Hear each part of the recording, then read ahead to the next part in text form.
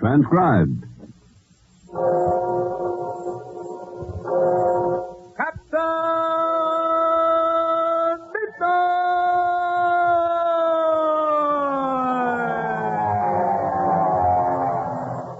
Captain Midnight, brought to you every day, Monday through Friday, by the makers of Ovaltine, the world-famous food drink.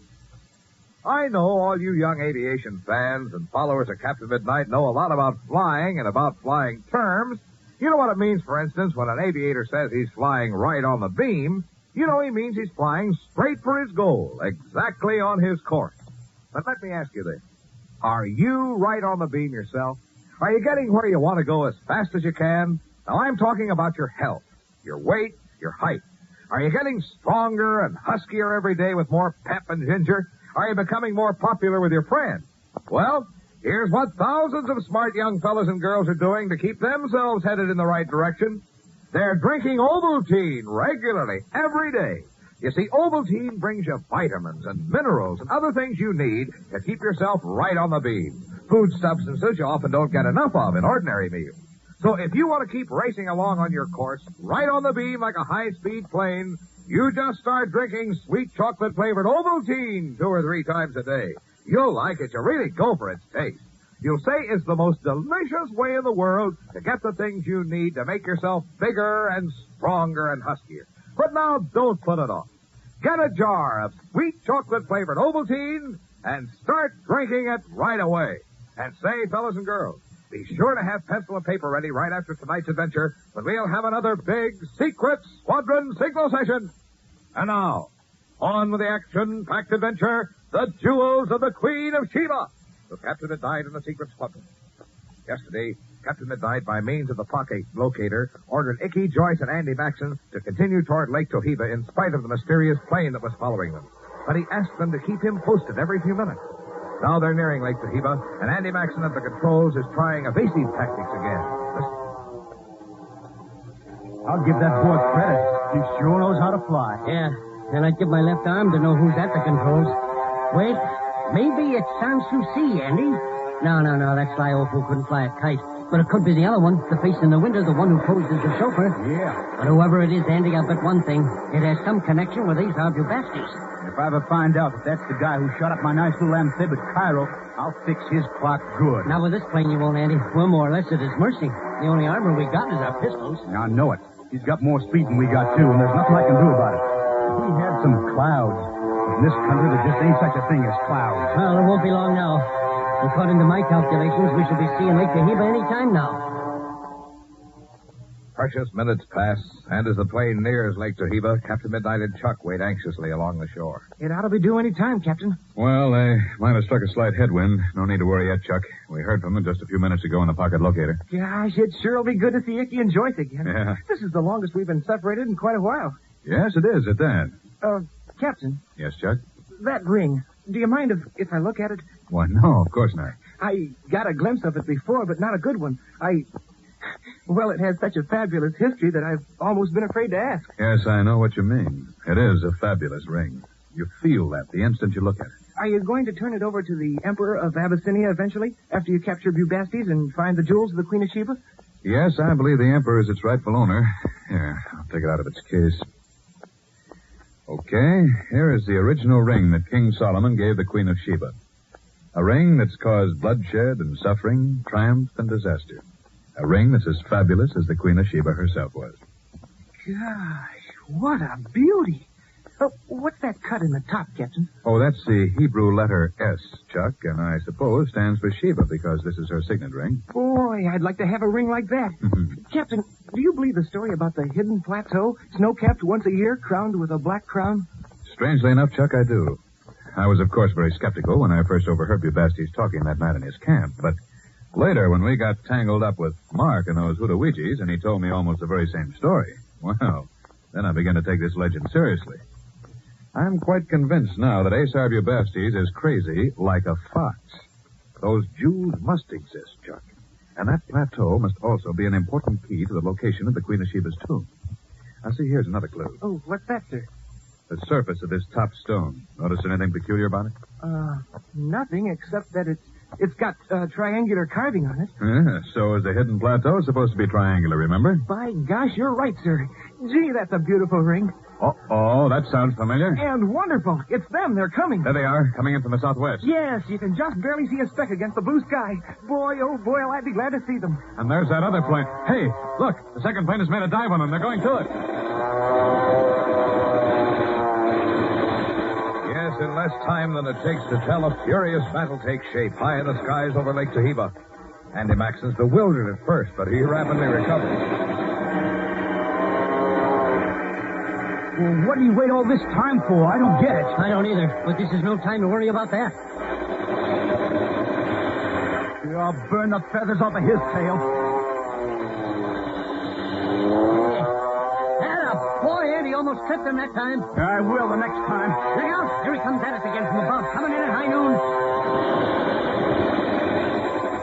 Oh, they got me. Joyce, Andy's been hit. Grab the controls, Joyce. Take her down. Take her down quick. Land it on the water. I can see the captain in shock. Take it easy, Andy. We'll be down in just a second. Oh, I'm all right. Easy, boy. My leg. Easy, boy. Go back and get that rat. Don't let him get away. Don't worry. We got no intentions of letting him get away.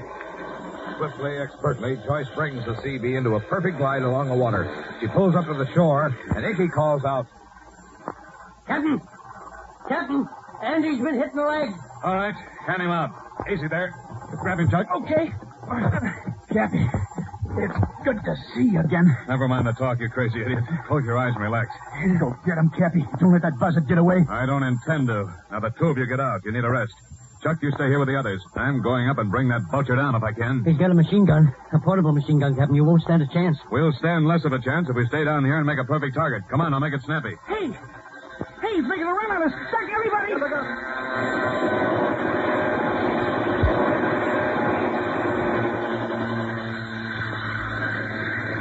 Everybody all right?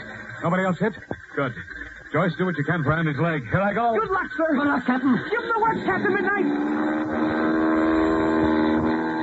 Captain Midnight climbs straight up, and the ex-Nazi fighter pilot's there waiting for him.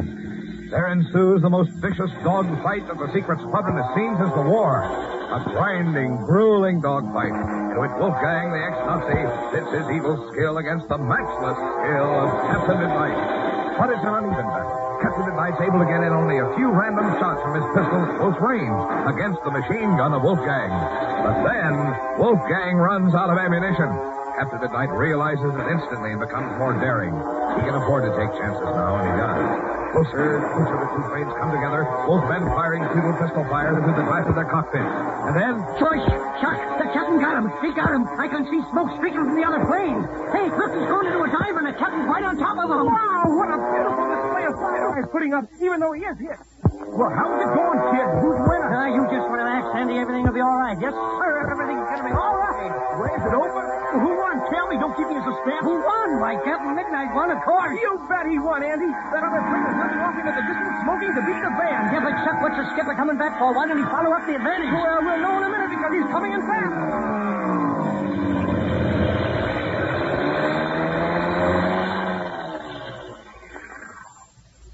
What happened, sir? Engine been acting up. Afraid to trust it. How you feeling now, Andy? Captain, you old codger.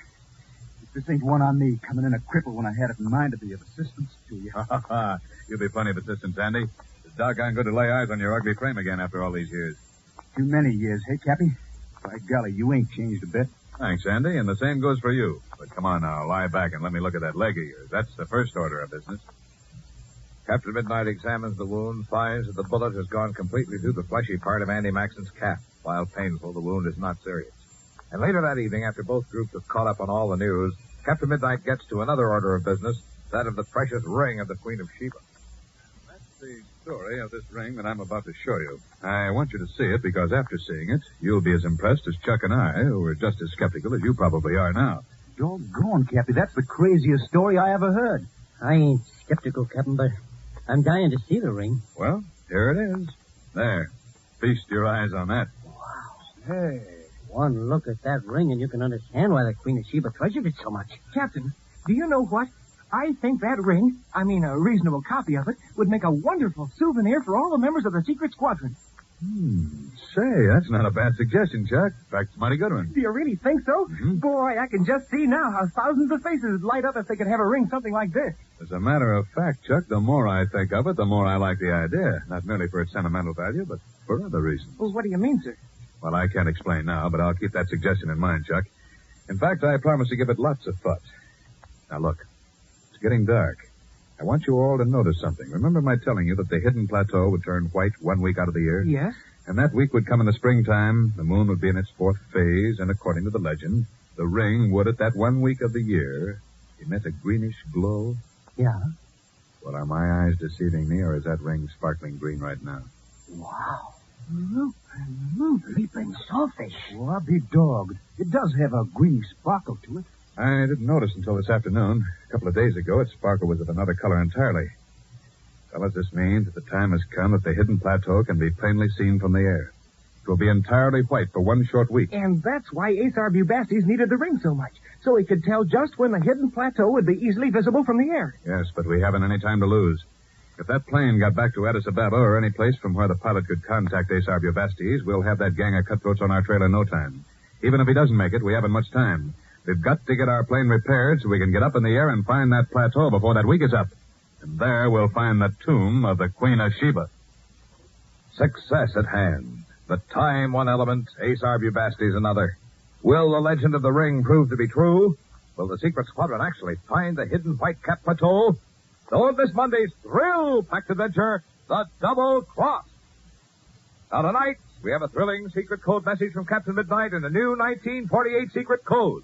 And every secret squadron member who has that swell new 1948 Mirror Magic Codograph can work it out in a hurry. Now here's tonight's message, an exciting clue about Monday's adventure in Master Code 19. First word, 5. 19, 26, 21, 15, 11, 3, 12,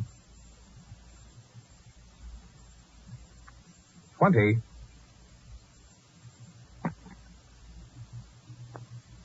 26,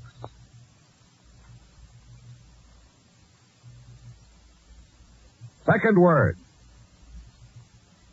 26, 21, 11, 16, 1, 6, 15, 11. That's all. Now set the hidden Master Code setting in your new Mirror Magic Codograph for Master Code 19 and figure out the secret clue to tomorrow's adventure. And listen regularly for more of these exciting Secret Squadron signal sessions with your new 1948 Mirror Magic Codograph. And say, remember those swell contests in your Secret Squadron handbook with lots of cash prizes you can win? They're fun to do, so better get busy. Enter those contests right away. Look on page 12 in your Secret Squadron handbook for the contest rules. Send an Ovaltine label with your entry. Don't forget that Ovaltine label as it says in the rules, because without the Ovaltine label, you can't win one of those swell cash prizes. Get out your Secret Squadron handbook, get your entries in right away. Now, if you sent in for a Codograph and it hasn't come, you don't worry. Your Codograph should be on its way in a few more days. Tune in Monday, same time, same station to Captain Midnight. Until then, this is your Ovaltine announcer, Tom Moore, saying goodbye and happy landing.